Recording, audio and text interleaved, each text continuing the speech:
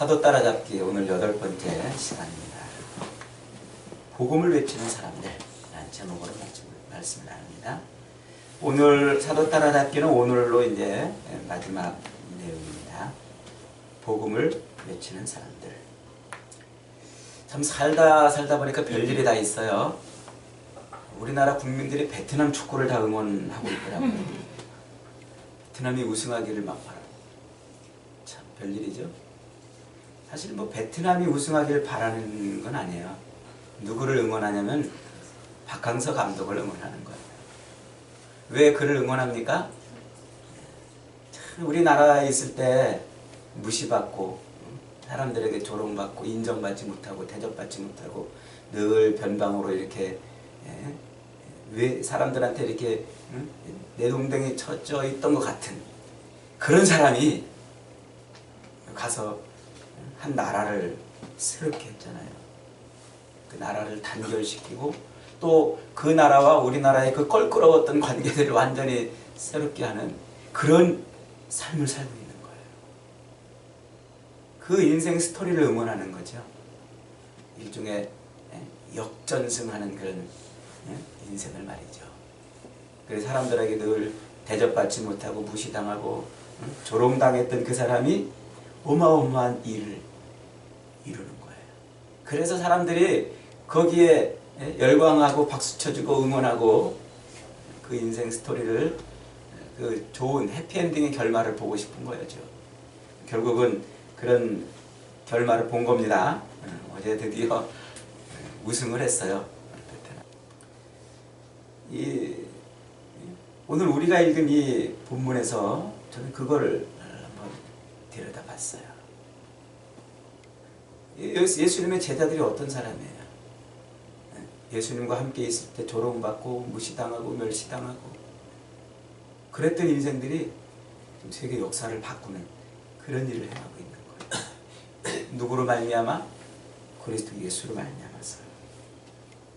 예수님이 함께 있을 때, 예수님이 함께 그들과 있을 때에는 그들의 삶을 보세요. 가만히 보세요.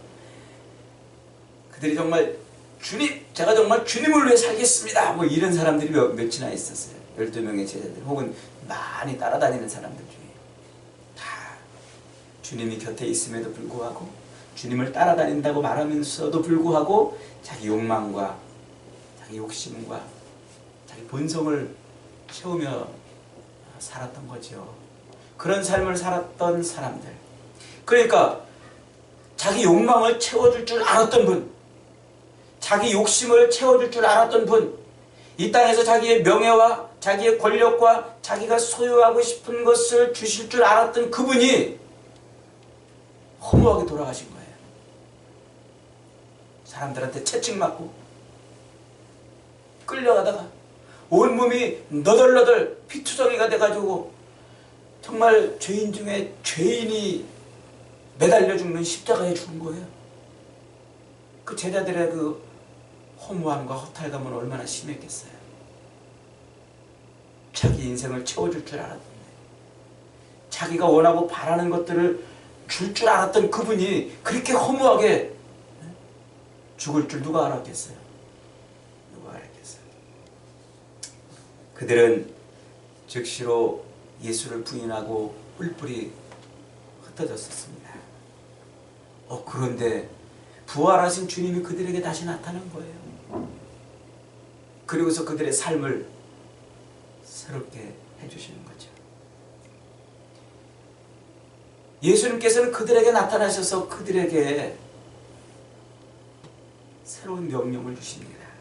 마가복음 16장 15절에 너희는 온 천하에 다니며 만민에게 복음을 전파하라.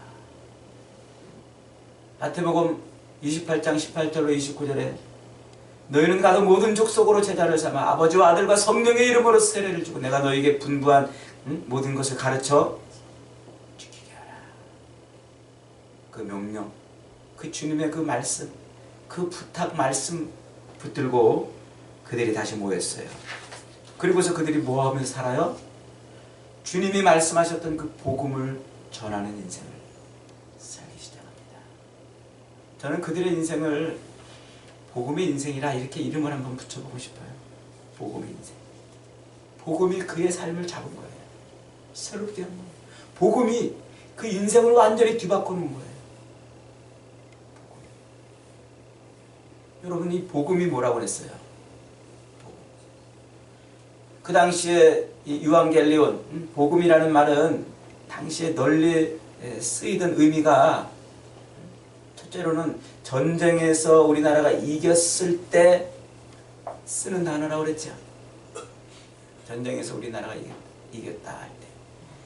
옛날 영화 같은 거 보면 진짜 요즘도 뭐 전쟁 나면은 참 기가 막히지만은 그 옛날에는요, 전쟁 나면은 다 남자들은 군대로 다 소집이 돼서 나갔어요. 그래가지고 그 군대에 가가지고 살았는지 죽었는지 나머지 가족들은 전부 여자들만 남아요. 아내와 딸과 동생과. 그래서 이 가족들이 기다리고 기다리는 소식이 뭐냐면 우리나라가 전쟁에서 이겼다는 소식이에요. 그 소식이 들려야 그래도 내 남편이 살아 돌아올 수 있고 그래도 내 자식이 살아 돌아올 수 있는 희망이 있는 거예요. 그리고 그 우리나라가 전쟁에서 이겨야 우리가 노예로 안 끌려가기 때문에, 종으로 끌려가지 않기 때문에 그 소식을 기다리고 기다리는 거예요. 그래서 그때 유앙겔리온, 우리나라가 전쟁에서 이겼다는 소식이 그 가슴을 졸이고 기다리던 사람들에게 그게 좋은 소식, 그게 기쁜 소식이에요. 굿뉴스. 그게 복음이에요. 그게 전쟁에서 이겼다. 그 말을 갖다가 얼른 제자들이 예수님한테 갖다 붙여놓은 거예요.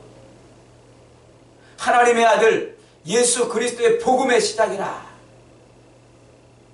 예수님이 뭐 하셨다는 거예요? 전쟁에서 이겼다는 거예요. 마귀와의 전쟁에서 이기신 거예요. 예수님이 죄와의 전쟁에서 이기신 거예요. 예수님이 죽음과의 전쟁에서 이기신 거예요.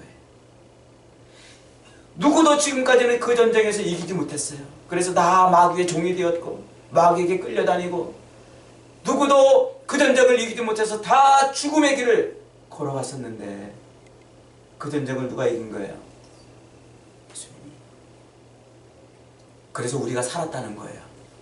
그래서 우리가 마귀의 종이 아니고, 그래서 죄의 노예로 끌려다니지 않고 죽음을 향해 가지 않고 살게 되었다는 거죠. 그래서 굿뉴스, 이게 좋은 소식, 복음이에요. 이게 제자들은 예수 그리스도께서 마귀를 이기고 그 죄를 이기고 죽음을 이기신 그 놀라운 일이 자기들의 삶을 바꿨다고 생각하고 있는 거예요. 자기들의 삶. 세상에서 그렇게 죄를 붙들고 마귀에게 붙들려 살 수밖에 없던, 죽음을 향해 갈 수밖에 없던 자기들의 인생이 그렇게 바뀌었다는 거예요. 그리고 이 두 번째, 이 복음이라는 말은 또 언제 쓴다고 그랬어요? 네. 황제가 바뀌었을 때, 왕이 바뀌었을 때 쓴다고 그랬잖아요. 그죠? 요즘에도 대통령 하나 잘못 뽑으면요, 나라가 얼마나 힘이 들어요. 이렇게 권력이 분산되어 있고 행정부랑 입법부랑 사법부랑 권력이 분산되어 있는 이때에도 대통령, 그 왕의 그 영향력이 이렇게 큰데 말이죠. 그 당시에는요, 황제의 영향력이 얼마나 컸겠습니까? 절대적이죠. 그래서 이 황제의 말 한마디, 그 황제의 말 한마디에 사람이 죽고 사는 거예요. 삶이 바뀌는 거예요. 우리 삶이 바뀌는 거예요. 황제의 말 한마디에 그 인생이 송두리째 변하는 거예요. 그러니 그 황제 하나, 왕 하나 잘못 만나면 얼마나 고통스럽겠어요. 하루하루 사는 게 힘들죠. 너무 괴롭고 하루하루 산다는 게 정말, 그러니까 일상적인 삶을 사는 백성들의 삶은 사실 자기를 위해 사는 게 아니었어요. 자기를 위해 사는 게 아니에요. 왕을 위해 존재하는 거였어요. 그게 그 옛날 그 백성들, 그런 삶을 살았던 백성들이 저 왕 안 바뀌나? 저 황제 안 바뀌나? 그러고 있는데 어느 날 황제가 바뀐 거예요. 야! 왕이 바뀌었단다. 왕이 바뀌었단다. 기대감이 있는 거죠. 우리를 억압하고 통치하고 짓누르던 그 왕이 바뀌었으니까 뭔가 새로울 것이라는 기대감이 있는 거예요. 황제가 자기들을 통치하던 그 삶에서 새로워질 수 있는 기대감이 있는 거예요. 그 굿뉴스, 그 좋은 소식을 제자들은 얼른 예수님에게 갖다 붙였어요. 우리의 왕이 바뀌었다. 누구로? 예수님. 예수님이 우리 왕이 되신 거란 말이에요. 예수님이 우리 삶의 통치자가 되신 거예요. 옛날에는 죄가 나를 지배하고 죄가 통치하고, 옛날에는 세상이 나를 지배하고 세상이 나를 통치했어요. 옛날에는 돈이 나를 지배했어요. 돈이 시키는 대로 살 수밖에 없었어요. 옛날에는 다른 사람들이 나를 지배하고, 옛날에는 내가 세상 쾌락과 욕망과 욕심과 즐거움을 위해서 그것에 붙들려 살았는데, 그것이 시키는 대로 살고 그것이 끌고 가는 대로 살았는데, 지금은 내 삶을 이끌어가는 게 누굽니까? 예수님. 내 삶을 통치하는 분이 예수님이라는 거예요. 내가 존재하는 이유가 예수님 때문에 존재한다는 것이죠. 예수께서 이 땅에 오셔서 내 삶을 지배하는 것들을 깨트려 주시고, 내 삶을 짓누르던 것들을 깨트려 주신 거예요.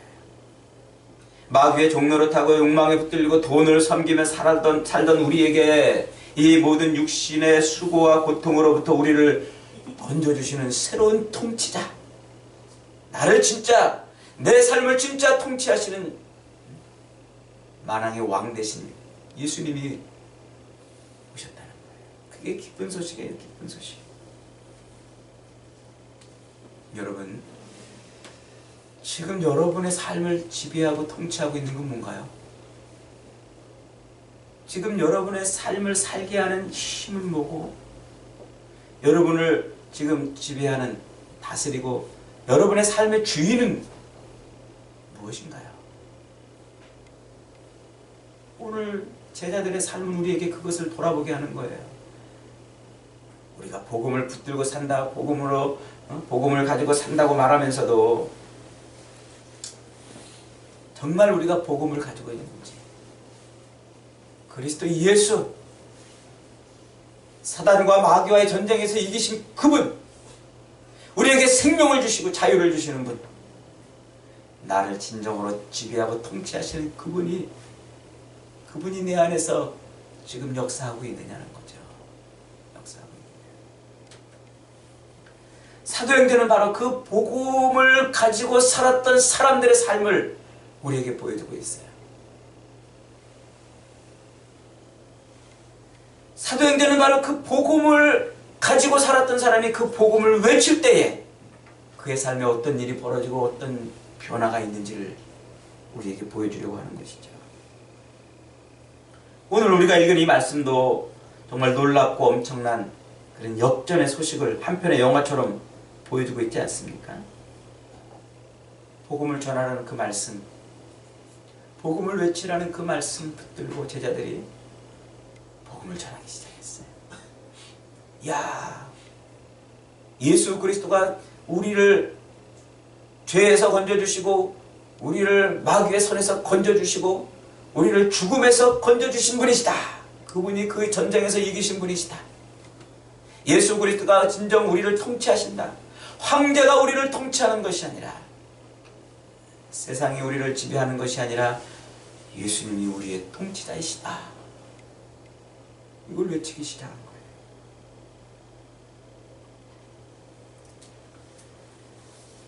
오늘 우리가 읽은 이 8장 본문에 보니까 그날에 예루살렘에 큰 핍박이 일어났다 그랬어요. 예루살렘 교회.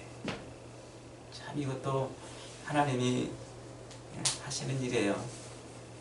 예루살렘 교회가 하룻밤에 3,000명, 5,000명씩 막 붕해가지고 막 이제 커져 있잖아요. 그런데 하나님은 그렇게 큰 교회로 만족하지 않으셨던 것 같아요. 그래서 교회에 핍박, 예루살렘 교회에 핍박이 임하겠어요. 그러니까 그 교회에 있던 사람들이, 예루살렘 교회에 모여있던 사람들이 다 어떻게 했어요? 뿔뿔이 흩어졌어요. 여기저기로. 걸음아 날 살려라 도망을 쳤는지 여기저기로 막 피했어요. 그런데 더 놀라운 사실은 그렇게 도망을 친 사람들이 도망가가지고 숨어가지고 아무도 모르게 감쪽같이 그렇게 살았다? 아니에요.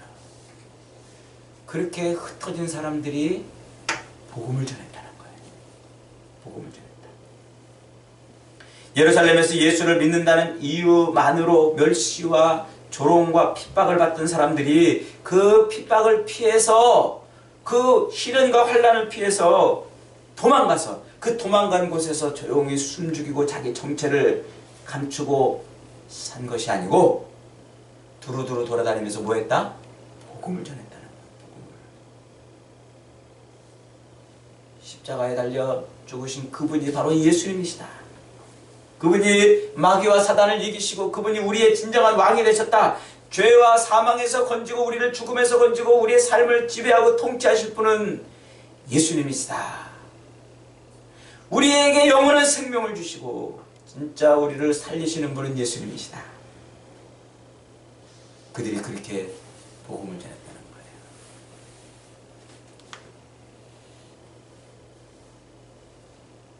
거예요. 요즘 말로 말하면 가는 데마다 나는 예수쟁이다라고 외친 거예요.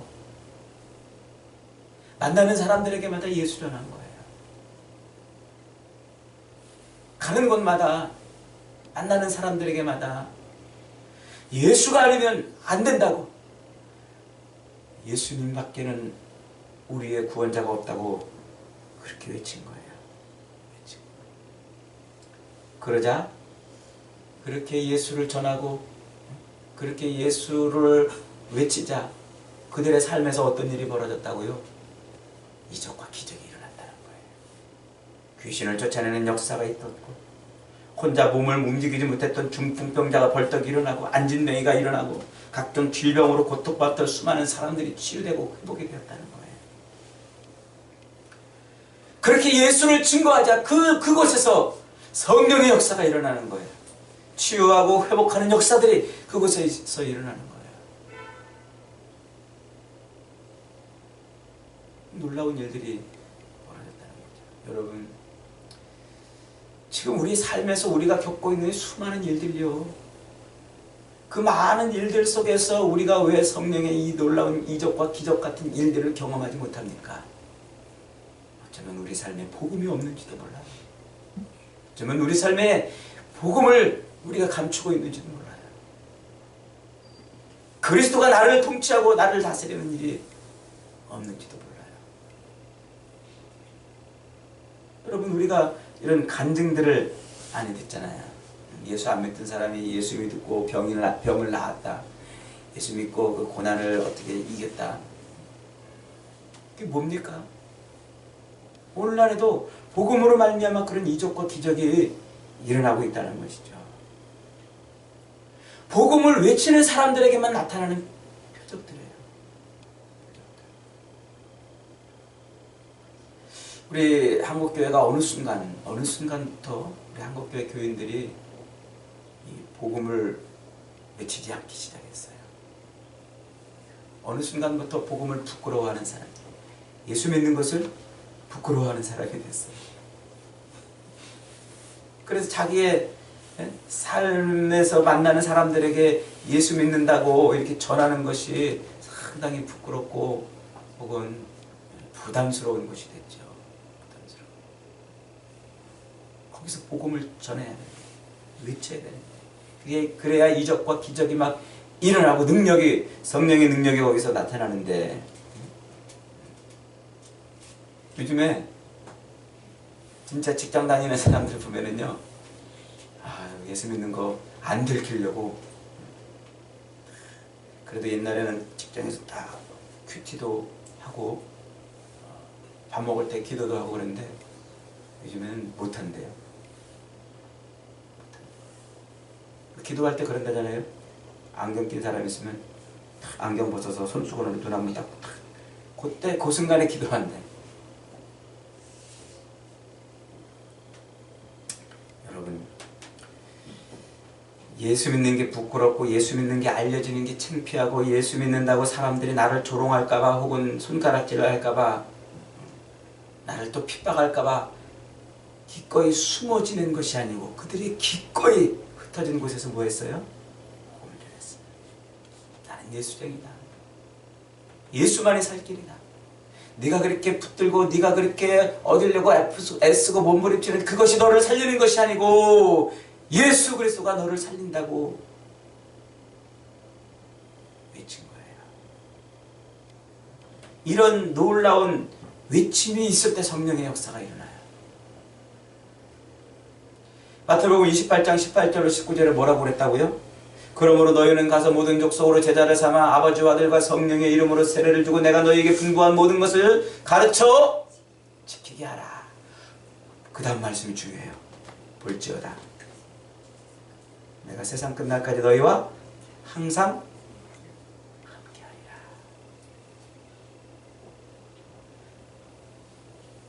세상 끝날까지 너희와 항상 함께하리라 하는 말씀을 네 글자로 줄이면 그게 임마누엘이에요.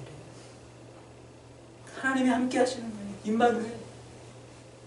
그런데 그 임마누엘은 누구에게 임한다고요? 복음을 전하는 사람들, 복음을 외치는 사람들에게 임한다고 주님이 말씀하시잖아요. 내가 너희에게 분부한 모든 것을 가르쳐 지키게 하라. 그 복음을 외치는 사람들에게 임마누엘하는 거예요. 임마누엘.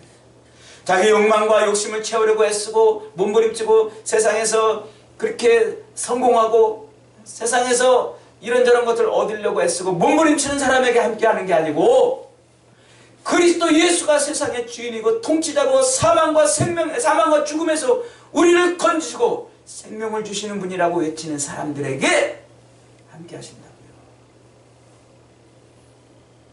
안타깝게도 우리는 예수가 함께 하기를 원하고 예수님이 임마누엘하는 인생이 되기를 소망하지만 그러나 우리는 예수 믿는 것을 들키지 않으려고 애쓰고 살고 있다는 거죠. 여러분, 복음을 전할 때 능력이 임하는 거예요. 예수님을 외칠 때 거기에 이적과 기적이 일어나고 성령의 역사가 일어나는 거예요.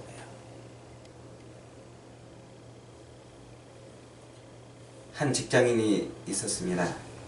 그는 신라 호텔의 직원이었습니다. 교회를 다니기는 했지만 직장 분위기가 예수 믿고 교회를 다닌다는 것을 들키면 불이익이 있는 그런 분위기라서 가급적이면 예수 믿는 것을 드러내지 않으려고 그랬다고 해요. 그런데 어느 날 교회를 가서 예배를 드리는데 오늘 저와 여러분이 받은 이 본문의 말씀을 똑같이 설교를 드렸대요.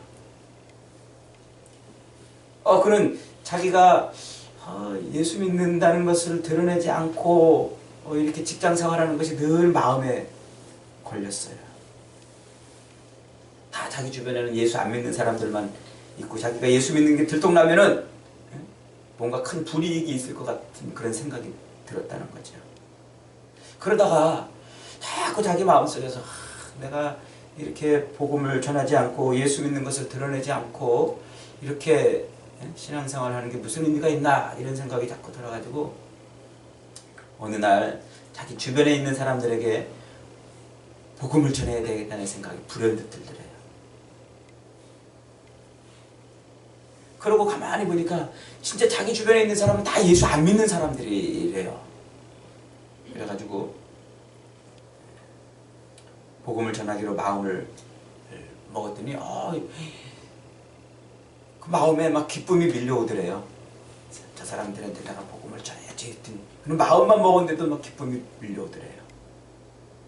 그래가지고 전도 대상자, 복음을 전해야 될 대상자들을 쫙 정해놓고 이제 명단을 놓고 막 기도했대요. 이 사람에게는 어떻게 말하면 좋을까? 저 사람에게는 어떻게 예수를 전하면 좋을까? 저 사람에게는 어떻게 증거하면 좋을까? 이제 기도하면서 지혜를 달라고 그렇게 기도했대요. 그러다가 자기 그 직장에 한 2,500명 정도 되는 그 직장인들이 자기 직장 사람들이 다 보는 그 홈페이지 게시판이 있는데 거기 게시판에다가 글을 자기가 예수 믿으면서 살았던 일을 글을 조금씩 올렸대요. 그랬더니 한 3주쯤 지나니까 반응이 슬슬 나타나기 시작했대요. 전혀 알지도 못하는 사람이 자기한테 와가지고 자기도 좀 교회 좀 가면 안 되겠냐고. 또 늘 얼굴에 이렇게 아주 이렇게 어둡고 그러던 사람이 오더니 자기 너무 힘든데 자기를 위해서 기도해주면 안 되겠냐고. 자기 아들이 지금 힘든 질병에 있는데 이 아들을 위해서 기도 좀 해주면 좋겠다고. 이렇게 슬금슬금 반응이 나타나기 시작하더래요.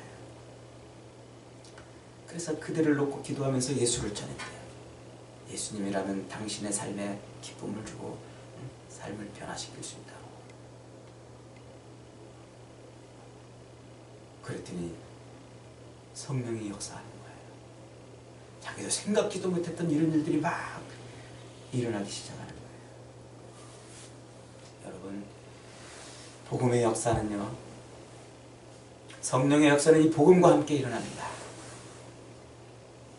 성령의 역사는 복음을 외칠 때 내가 있는 곳에서 숨어서 예수 믿는 거 들키지 않고 살려고 애쓰는 게 아니라 예수 믿는 거 드러내고 이 예수가 우리 인생의 진짜 복음이라고 외칠 때 성령의 역사가 일어나는 것입니다. 저와 여러분이 그런 인생을 살기를 소망합니다. 정말 예수님이 함께하는 인생, 임마누엘하는 인생, 그런 인생은 복음을 전하는 인생에게 함께하는 겁니다. 이 고통스럽고 이 험한 세상에서 복음이 저와 여러분의 삶을 바꾸는 역사가 있기를 바랍니다. 복음을 전함으로 말미암아 우리의 삶이 완전히 새로워져서 역전승하는 그런 복된 인생을 살아가기를 주님의 이름으로 축원합니다. 아멘.